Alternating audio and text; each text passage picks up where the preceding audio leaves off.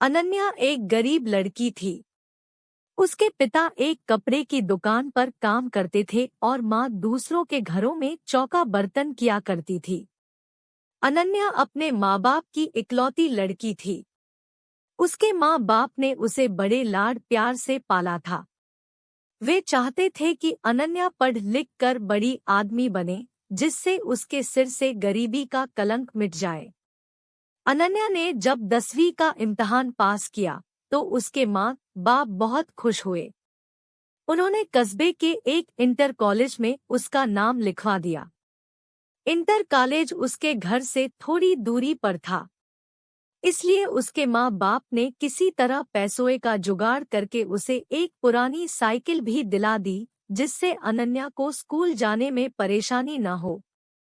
अनन्या जब साइकिल पर बैठकर स्कूल जाती तो उसे लगता जैसे वह आसमान में उड़ रही हो। यह उसका बहुत पुराना सपना था, जो उसके माँ बाप की वजह से पूरा हुआ था। इसलिए वह रोज समय से स्कूल पहुंच जाती और मन लगाकर पढ़ाई करती। लेकिन एक दिन अनन्या की जिंदगी में एक नया मोड़ आया। दोपहर का समय था। स्कूल से छुट्टी होने पर उसने अपनी साइकिल ली और घर की ओर चल पड़ी। लेकिन अभी वह थोड़ी दूर ही पहुंची थी कि पीछे से आती एक बाइक उसके बगल से गुजरी।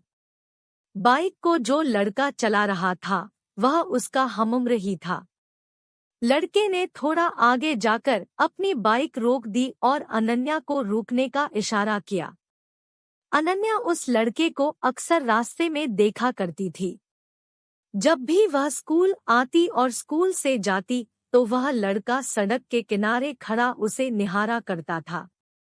शुरू में उसे देखकर अनन्या को बहुत गुस्सा आता था, लेकिन धीरे धीरे वह उसे अच्छा लगने लगा था।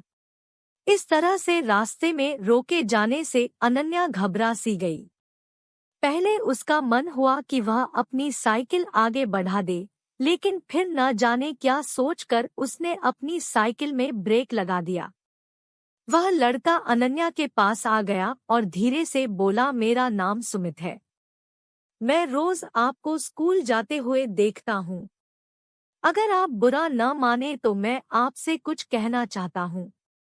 क्या? अनन्या के मुंह से सिर्फ इतना ही निकला। सुमित ने अपनी शर्ट की जेब से एक गुलाब की कली निकालकर उसके हाथ में रख दी और उसकी मुट्ठी बंद करते हुए बोला, मैं तुमसे बहुत प्यार करता हूँ। उठते बैठते, सोते जगते हर समय बस तुम्हारे बारे में सोचा करता हूँ। मुझे कुछ भी अच्छा नहीं लगता है। सुमित और भी बहुत कुछ कहना चाहता था, पर अनन्या ने उसके होठों पर हाथ रखकर उसे चुप करा दिया।